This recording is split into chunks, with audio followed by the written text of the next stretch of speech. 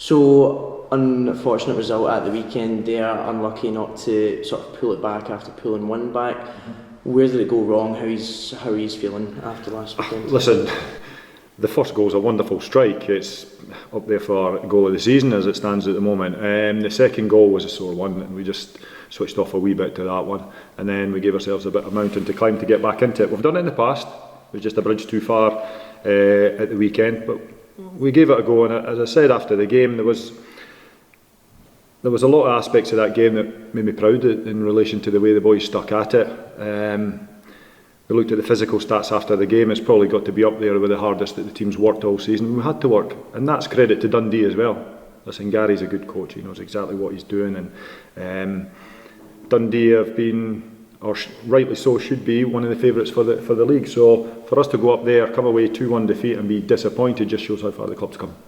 And after they went to Ibrox during the week there and managed to hold out after 10 minutes for the rest of the game, does that sort of show the strength of the side that you went up against? Yeah, exactly. I mean, I don't know what sort of team Rangers put out, to be honest with you, because I was watching other games, but it's a result which will lift Dundee, lift their supporters, and probably put them in a pretty positive mood heading into the rest of the season. But from our point of view, listen, we went toe to toe with them. We've beat them once already. They've beat us now. We just have to dust ourselves down and get on with it and look forward to what is, in my opinion, a very, very dangerous fixture against Cove. How would you class that as dangerous? Just the fact that there's 6 points in between where they are in the league and where you are, does that show how tight things are? No, because bizarrely, I think where we've come from and where we are now, I genuinely think majority of people will see it as Ayr probably expecting to win this game, or outside these stadium walls. A lot of people expect Ayr to win this game, and the proof in the pudding's Inverness go on a 5-game winning streak and then come up against Hamilton, who nobody would have expected to go up to the Highlands and get a result, and Hamilton win 1-0. So we've got to be very, very careful of this game, because Cove had a fantastic result against Dundee recently. They've got a manager who knows success in this league inside out. They've got good experienced players in there.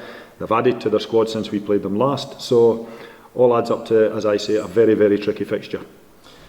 Paddy, Lee was obviously saying there that a lot of fans now, with the start that Ayr United made this season, will be expecting a win at the weekend. How do you deal with that sort of pressure? Yeah, well, I think the worst thing like any team can do is go into a game thinking you're going to turn up and win, because as he says, it's dangerous doing that. The only reason why we made it look fairly easy last time up there is because we showed up and we played well, and they obviously had a few injuries during the game as well, which helped us. So as I say, like, if we go into the game thinking that we're just going to show up and win, then that's when we're going to get punished. And obviously with Cove Rangers and then Partick Thistle out the way, next week that'll be the first round of fixtures complete. How would you summarise the start of the season's went for yourself? I think it's been very positive overall. We've had a couple of games, obviously Rafe was disappointing because we weren't at our best that day. Inverness, we were unlucky on another day. We could have scored a handful of goals, a bit like we did in the Queen's Park game. So, I mean, overall I think it's been pretty positive. Is that a case of you are needing almost just a wee bit of extra luck to swing your way, or is it something that you guys can work on? No, it's just belief, just believing in what we're trying to do and getting that. I mean, it was a similar situation at the beginning of the season in the Cup, where we were playing really, really well, creating a lot of chances. Unfortunately, things didn't go our way, and that's just where we're at. Everything fell into place against Queen's Park. Nothing fell in our way in the Inverness game. That's just part and parcel of this league. So ultimately, in my opinion, a lot of games will be decided in relation to the team that's better in both boxes, and that's where we have to get back to. We are better in both boxes against Queen's Park. We weren't better in both boxes against Inverness and got punished. So that's what we'll be trying to get back to. Trying to play the right way, trying to play front foot, pass forward, run forward football, and hopefully that puts us in good stead. Obviously, as you can hear outside, the rain's pouring down. How do you find going into the sort of winter season playing? Does it make things tougher, easier? Do you enjoy it more or less? Same for yourself, Jen, as well. Not a fan of the cold, but it's just, brilliant. Just one of those things, like, you've got to get on, heat up a bit after you've been on for 5 minutes, which is usually alright.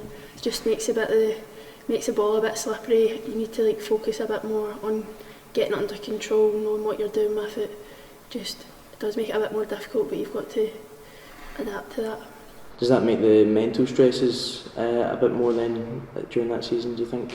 I don't think so. It's just one of those things that you have to adapt with. It comes with playing, like, you get used to it, so it's not too bad. And of course, you are up against top of the table Livingston this weekend, aren't you? And how are you feeling for that? Are they really we spoke about the competitiveness within your league this season, but Livingston seem to have not really put a foot wrong. Are they the benchmark for the season in terms of what you want to achieve? Yeah, they're a top team. They're a tough team. We've played them before. We've been preparing for it in training. That's all you can really do. You've got to go in, give it all you've got. There's not much we can do, but we're feeling confident that it could come out with a positive result. Just got to play the way that we've been playing, and it will come. What would you define as a successful season this year? Just seeing the progression, even so far, how much the team's come on, how much we've just progressed, like together, individuals, like you see individual players get better and better, and everyone just gelling better as a team as well. So, a lot to do with the new managing that's come in, everybody's adapting to that, getting better. Still got a lot to go, but we're getting there, yeah. Am I right in saying, Jen, you're the longest serving player for A United's women's team? Yeah, I'm going on my 15th year this year, so I've been here a long time. Now, you play right back at the moment, but you used to be a centre half. How's that transition going for you? It's been good, yeah. It's quite a new transition. It was only like the end of last season I started moving out, but it's good, yeah. Get to use more attacking stuff like my speed, so... Nice to get up there and try and score, is it? Yeah. Any chance you can do that for fullback? You just save it for the big games against Kilmarnock and that's you done. Paddy, can I come over to you again? Saw you at the end of the game. Looked like you got hurt in the last section of the game. What was that? Yeah, I just took a knock. It was a late tackle. I mean, there was a few instances where in the last 10 minutes where I think I was just getting battered about a bit, but yeah, it took a painful one, the last one, and could barely move by the end of it. So, but it's one of those ones that's it's healed up pretty quickly, so I'm fine now. I love the way you're saying so comfortably there, but you did look angry at that final tackle coming in. Yeah, I think with the way the game was going as well, just kind of, it was annoying because obviously we got that goal back, and I feel like we just didn't kind of sustain the pressure for long enough to kind of really get at them for an equaliser, and it just kind of becoming a game which was a bit back and forward. So I think for everyone it just got a bit frustrating, and then obviously taking a few knocks kind of wound me up the wrong way a bit. So I'm going to stroke your ego here a wee bit. There was a post put up by the club showing you and just saying what a great player you are, and a number of comments coming back, the best fullback. I'm just saying this to Lee just to help you with your pay next year. It's saying you the best fullback in the championship. How does that kind of accolade play to you?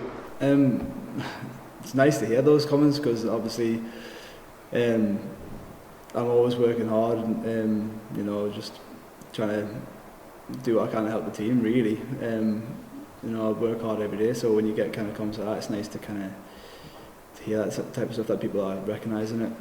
So. And Lee, I brought that up because I was trying to check out on... A used agent? I'll do a deal.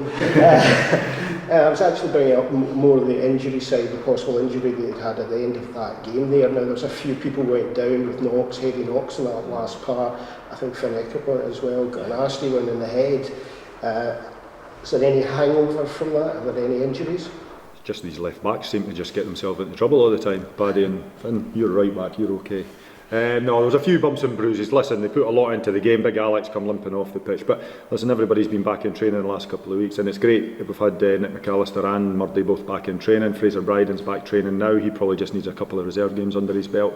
So on the injury front, we're almost at full health other than a couple of the young boys, which is really, really good. Makes my job a little bit more difficult, but you'd rather have those problems than not. Now you've got two games coming up very shortly together, and you mentioned Cove. We're going on to think about Partick Thistle. How much are they in your head at the moment, or is it not thinking about them. No, it's three games in the space of 8 days we've got coming up, including Arbroath at the end of it. So no, all focus is on Cove. We'll worry about Partick when the Cove game's out the road. As I say, we start thinking ahead of the game. We'll get our comeuppance against Cove, and that's what we touched on right at the very start. Very, very dangerous fixture. Tough game against a good experienced team with a good experienced manager. So no, Partick's not even in our thoughts as it stands at the moment.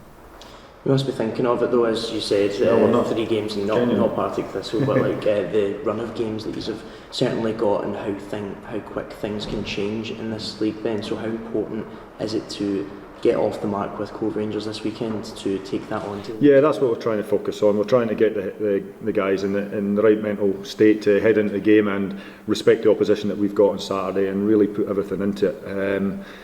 Once that's out the road, then we can do the same for the next opponents. It's a good wee run of games that if you get positive results, you can jump right up the league. But obviously negative results, you can drop back down the league. And the league's really tightened up big time with Wraith winning last night as well. Then just concertinas everywhere. So one victory or one defeat can jump you 3 or 4 places or knock you back 3 or 4 places. But we're aware of that and we understand that. Every game this year we've been in, every single game. There's not been one game where we feel we've been off it in relation to trying to get something out of the game. Even the poorer performance against Wraith, we've always had an opportunity to get something out of it, and that's important, and that's what we have to keep focusing on. And if we do that, then we'll be there or thereabouts come the end of this 8-9 days. Do you feel there's more pressure on the Partick Thistle game though, the fact that it's been postponed during that time as we're both neck and neck?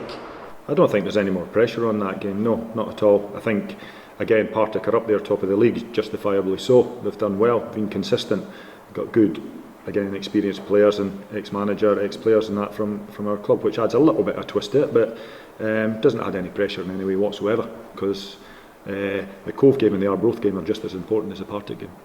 You mentioned consistency there. Is that really the key to sort of maintaining the form that you started with? Yeah, definitely. Consistency of training levels, consistency of mindset, consistency of performances on a Saturday.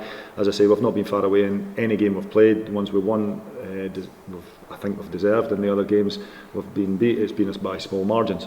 I've talked about that all season. But the consistency level is there, even in defeat. And that's got to continue if we want to have any sort of targets of success this season. Paddy, how are you feeling about going up against Cove Rangers on Saturday? How do you think you can manage to hurt them? I don't know, I feel like this season, every game we've had, we felt confident going into it. So it's another game where I think we can really look to put some space between us and a couple of teams below us and catch up to Partick and Inverness again. But again, it's one of those games where it could easily go wrong for us. I think everyone knows that I know there's a lot of players who have played in the Championship long enough to know that you could win any game, you can lose any game. It's literally how you show up on the day. So obviously getting that consistency is very key in this league, so we need to show up like we have been doing this season. Just one last question to you, Jen. It's about the competition that we're seeing the clubs having a look at the scoring between Dipple and Rachel. Now, Rachel got another goal there at the weekend. What does that make you feel like when you're up against the first team? It's encouraging, yeah. I think getting a bit of competition between the two teams is good, motivates everyone, especially Rachel. She wants to stay on the top, so it's motivating for everyone, yeah. And you were having a blether with me just before we came on here, and you're a coach at under 12s as well. And I believe your mum's a coach as well. She takes the under 8s. So, what does it mean for these younger kids seeing the higher profile of the women's team? It's good, yeah.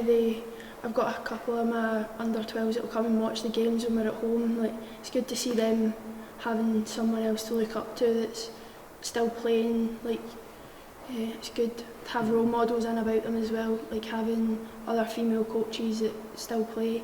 Some of the under 18s are in coaching now as well, so it's good, like, just for them to see that they have a pathway to go up to throughout the club.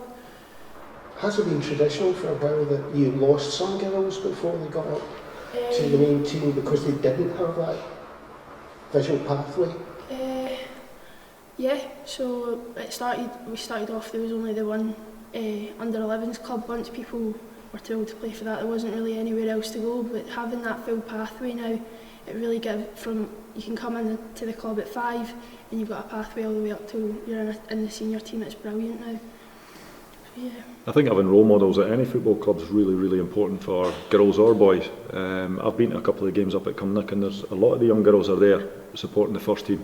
And I think having folk like Jen or Claire or Rachel involved, whether it's community or with the academy side of things, can only be a benefit to the young girls coming through. Somebody to aspire to, somewhere they want to get to, and especially turning up to watch the games. It's brilliant, brilliant.